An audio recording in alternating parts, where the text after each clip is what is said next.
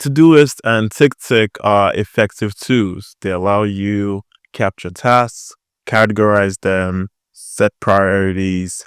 You start using them, you start adding your tasks, checking them, getting them done. But you notice after a few weeks, your task list start piling up. Managing tasks feels like a task in itself. You find yourself adding more tasks than you are executing. Something is wrong, and here's why. Todoist and TickTick rely on memory and motivation. When you start writing tasks, your energy can be high.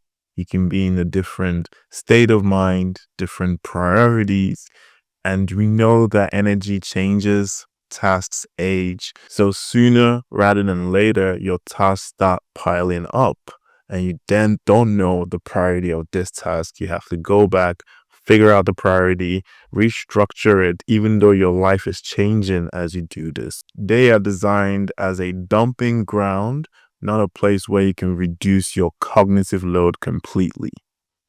Tasks pile up other than progress. You start writing tasks, you put them down, but as you're executing it, you have more things to do. So you always feel like you're moving behind. There's no general feeling of progress or completion. It always feels like your speed of executing is lower than your speed of adding things down.